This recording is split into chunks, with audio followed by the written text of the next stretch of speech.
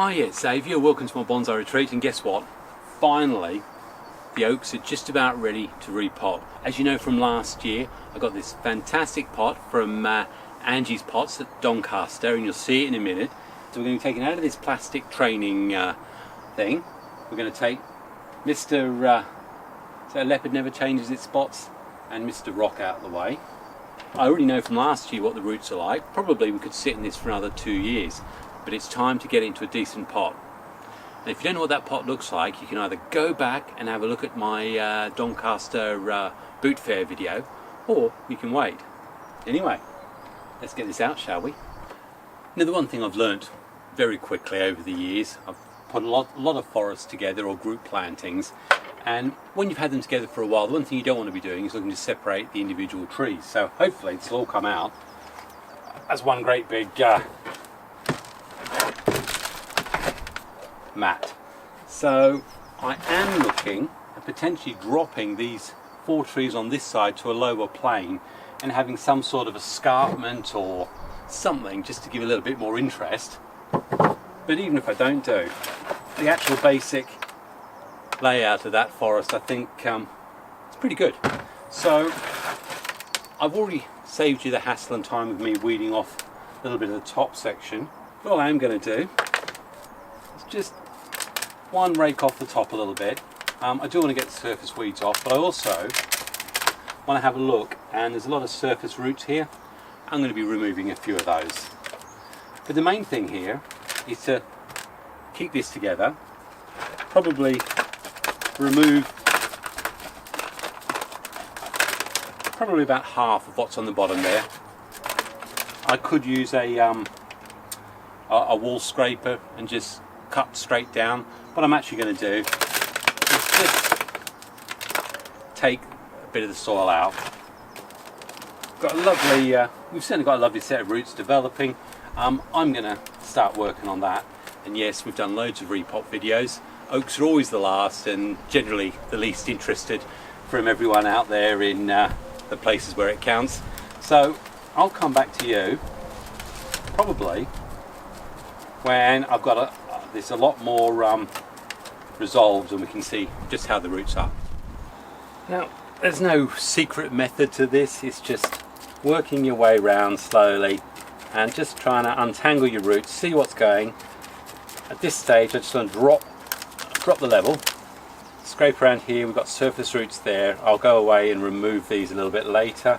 Let's first of all just really establish how well they're knitted together.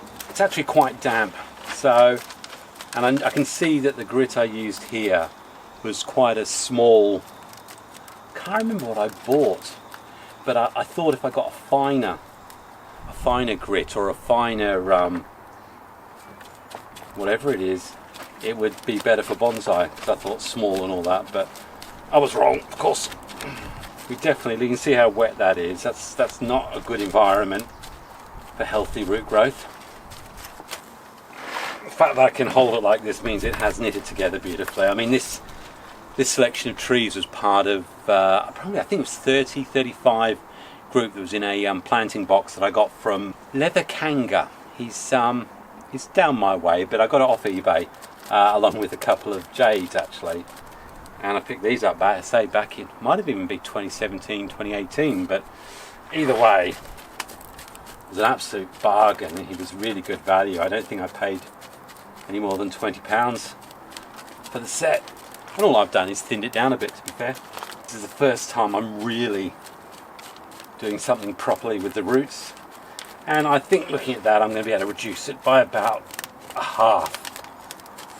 Right, I've taken off a load of soil, and all we're going to do now is just literally cut all this stuff off. As I say, it's very wet, so, but what is clear is when I did my last planting, I definitely got rid of any of the big thick roots. There's none of those, so that's good. Now, having said it already, oak are absolutely brilliant subjects for bonsai. Very, very forgiving, and give you lots of places to the developed structure from. So I need a pulling thread. I'll keep working through that, and then maybe we'll need to get this into a pot. I think the best thing to see though is when you actually look at the base of it, once it's taken away, there's such a nice fine sheen of roots going under there. I'm just using sheen as a word rather than any meaning. It's a nice mesh under there, nothing big and clunky, and if I wanted to I could just plonk this straight into the pot. But as I say, I'm looking at potentially dropping this down lower a bit. So what I might do is just a little bit of weakening of the structure around there. Now I could just get a saw and cut it, but what I want to try and do is just weaken it enough that I can drop that section a little bit with a bit of manoeuvring. And it's really clear.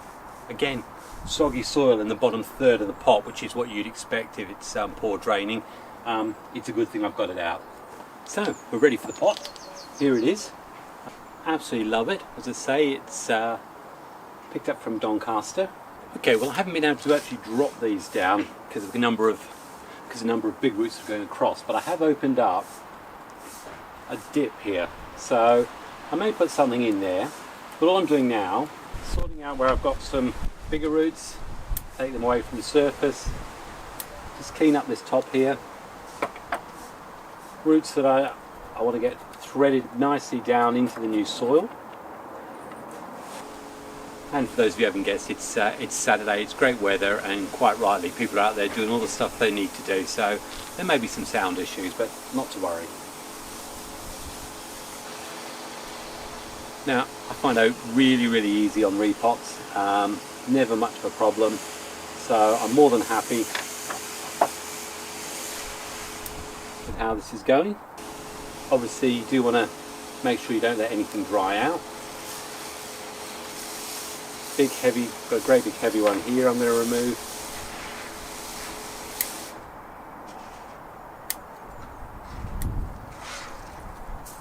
And I've just used standard galvanised wire, as I always do, to attach it down. Okay, well, got it all in for now. I've got to go and find myself some more moss because I really want to get some moss banking up here. I've got the soil up here right now. This is definitely only the sort of 2/3 of the way through. I'm going to water it in, as I say, find some moss, and then have a little bit of thought about what I can do and put in between. Certainly these banks here, this bonsai soil isn't going to be good enough. I need to actually get moss in around there to try and protect the roots that I've cut and exposed. I will be cutting back a little bit on this, but I think I might actually let the first flush come out and then cut that back in 3 or 4 weeks time. So have a break for now. I think I'm going to go and have a coffee, I'm going to go moss hunting, and then we'll come back and keep going with this this oak repot. And I know, not very technical, but this is all about getting into this lovely pot. What do you think of the pot?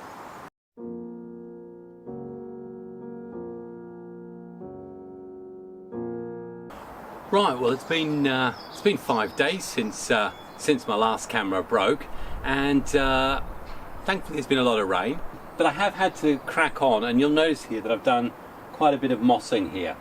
And as I said, the main reason for that was I wanted to protect the side roots. Now I've put a few little rocks at the back there, but I'm not going to overfill it with my usual rocks and stuff. Instead I just want to try and get this moss to take properly. What I did thought I'd do though is talk to you about how I keep the moss on something like this, because you know the birds love to rip it apart. And the first thing I need to do is just remove some of the bigger grained rocks that are under there, so that we can get a decent grip on that. Now I've managed to collect loads of moss from my local building site. So first of all, get that nice and wet.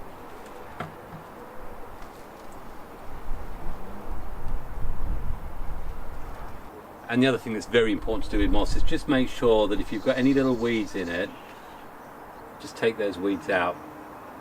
And believe it or not, this can be one of the most therapeutic parts of doing your bonsai. You've lived a sheltered life. Now I don't know if you can notice, but I have actually used bits of staple. All we're going to do is create literally a little staple like that,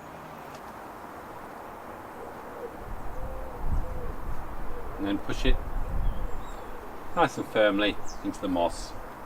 And yet it doesn't stop the most Tom Cruise of birds, who are really Mission Impossible orientated.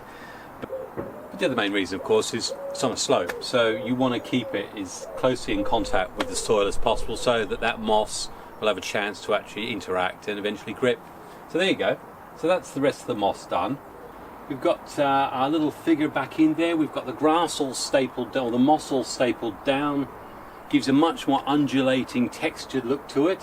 I'm very, very happy with how that's gone. We've got leaf development coming up in different parts now. They're all coming out. You saw how I put the moss in here. And again, apologies that it was lower quality. New camera, I actually had it set up on the wrong resolution. And it's only taken me 2 days to work that out. So yeah, but overall, very, very happy. And I'm looking forward to good things from this. Let me know, what do you think? Do you like the pot? I know I do. This has really turned out a lot better than I thought. I've actually got a root there, which I'm going to keep exposed. There are roots underneath there, and it may well be that I will remove more and more of this green moss, because I don't normally keep moss on. Oh, there's a little weed there. We want to get rid of the weeds. I'm not a weed. Love the textures on these oak trunks. Really do give an impression of age. Well, to be fair, they are probably in excess of 10 years old now, these. Okay, well, that's the main oak done. In the interim, sorting out my camera, I have had a look at Susan's wild westwood with monkeys and a fisherman, because they go together such well, like many of my creations. All the oak trees have got through the winter, all starting to put out nice new growth.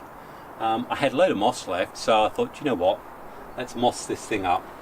And certainly giving it a much cleaner, sort of friendly look about it.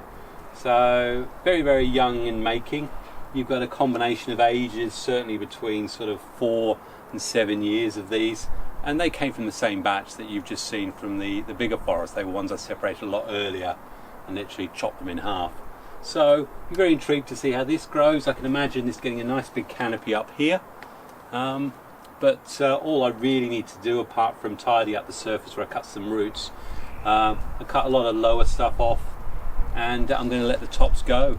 But it's had some feed, and it's going to find itself a nice bit of light in the garden and flourish.